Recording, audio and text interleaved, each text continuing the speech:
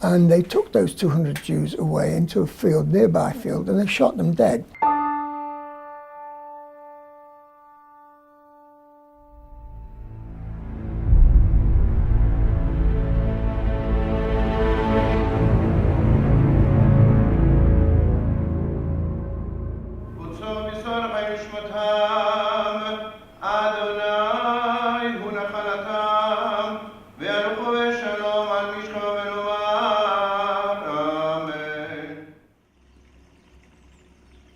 A timeless story that must live forever.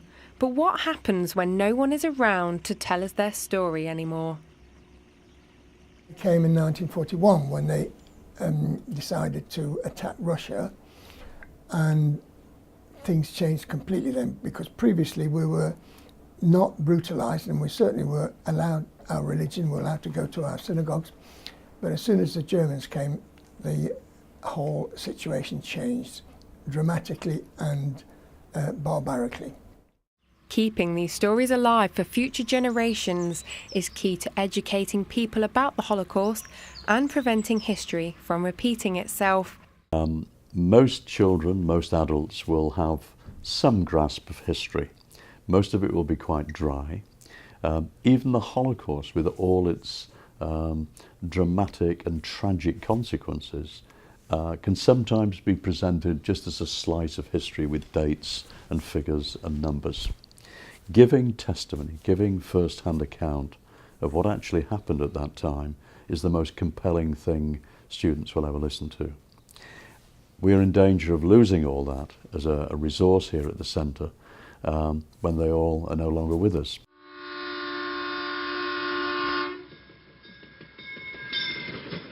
They entered the synagogue, the Grand Synagogue, removed all the books of the law, all the prayer books and the scrolls of the law, and they threw them out in the streets and they lit a bonfire.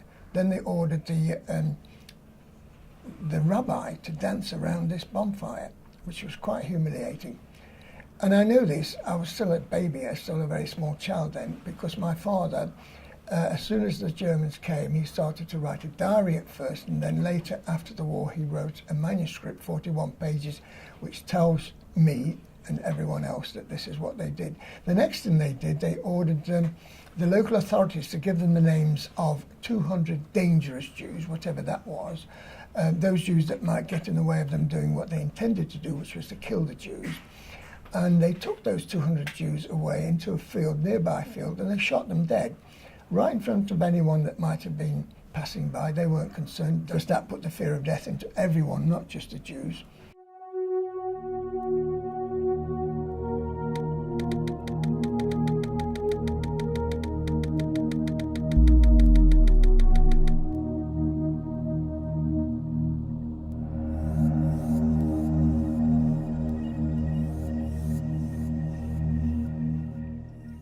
The Holocaust is an example of where of society, where values in society have gone missing. People have made choices that have led to, in regards to the Holocaust, the murder of 6 million Jewish men, women and children.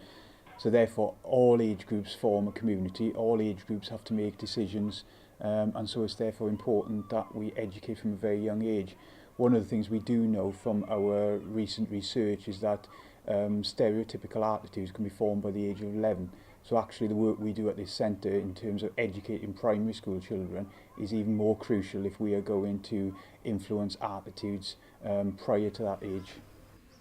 The survivors' stories will be kept alive in the form of a digital projection, which is essential for the younger generations who eventually won't have that opportunity to hear the story firsthand from a survivor. There is nothing and will be nothing ever to replace the individual, the person live there that you can go and touch, say hello to. But this is very close. And what it will do is to make sure that at the end of the visit to the exhibition here, at the end of their learning programme, this whole experience is brought to this very personal level.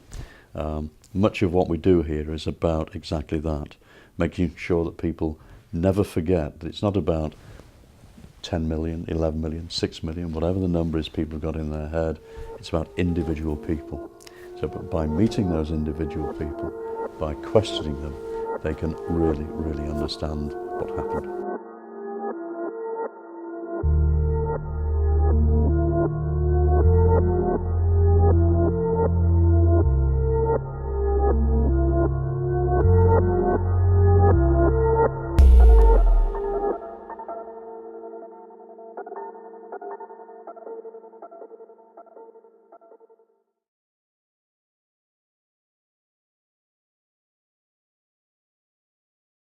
My father started to make plans to escape. What he did, he sold most of our valuables, and he used the money to buy small bars of gold. The largest one was 8 ounces, today worth about £10,000. And he would use the bars to pay for hiding places, to pay for food, to pay for papers that were needed if we were stopped. And my father actually used one of the gold bars to pay a guard, a German guard, to allow us to escape from the ghetto.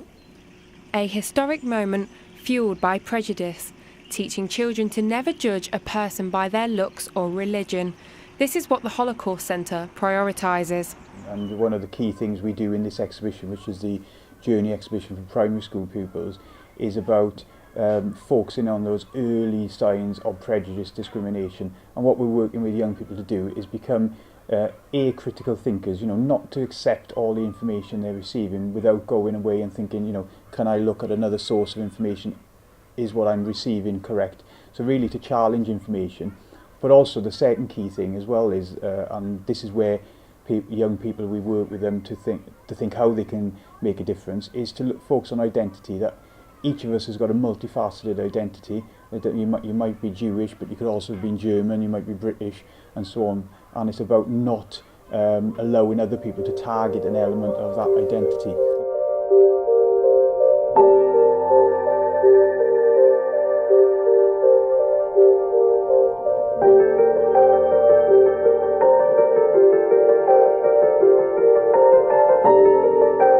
It involves survivors going up to York, spending 5 days where they not only share their testimony, but then they spend the time answering these 1,000 plus questions. We've tried to replicate, in a sense, the best we can what that experience is in our memorial hall, and that experience is listening to a testimony but engaging the question and answer.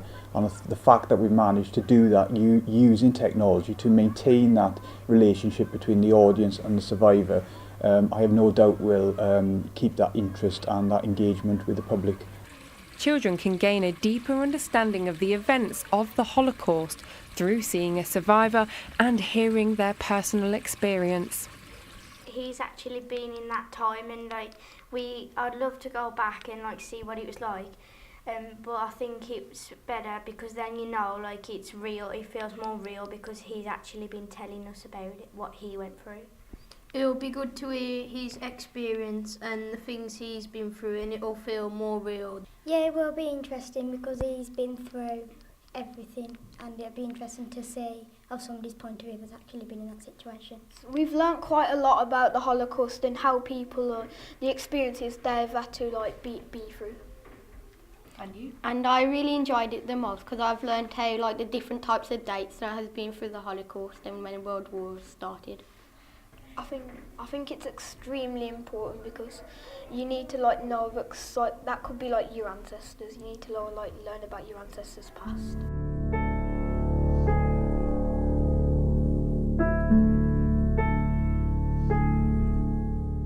The act that actually got me interested in the Holocaust was discovering this place, Beth Shalom, the Holocaust Memorial Centre as it was then.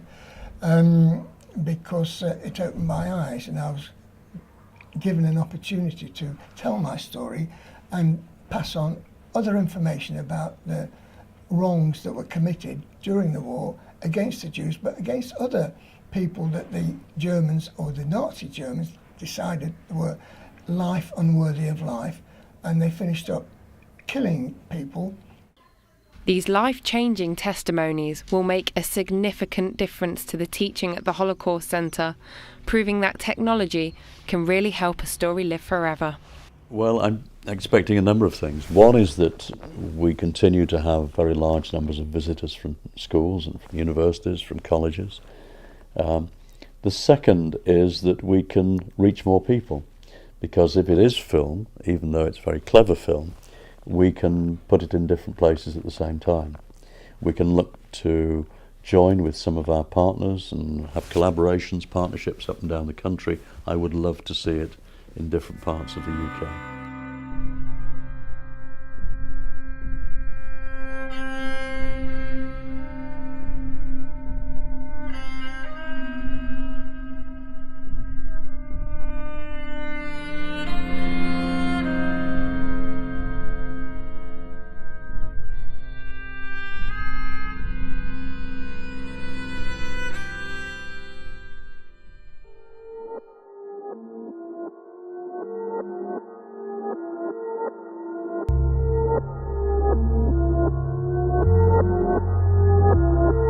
I just have so many questions and lessons to be learned. Constantly I'm being tested by a world that took a turn in the wrong direction. When I thought I couldn't lose, feeling the suppression of everything that I believe is true. Who can save me now? Play it down, it's amazing how you can say it loud and break it down, but it's just not getting through. I wanna change, tired of the blame, giving up the pain I'm due. For a new plane where my thoughts are the same as the world I'm born into. I'm feeling the shadow inside a rise, thinking on the new from where it's manifesting right before my eyes. I have tried to hold it back and been too afraid to ask. All these lies have built my past, so when will I remove this mask? Yeah, and I just wanna feel connected. Haven't felt the light in so long, I've been scared that I'll forget it. Yeah, and I just wanna feel connected. Haven't felt the light in so long, I've been scared that I'll forget it.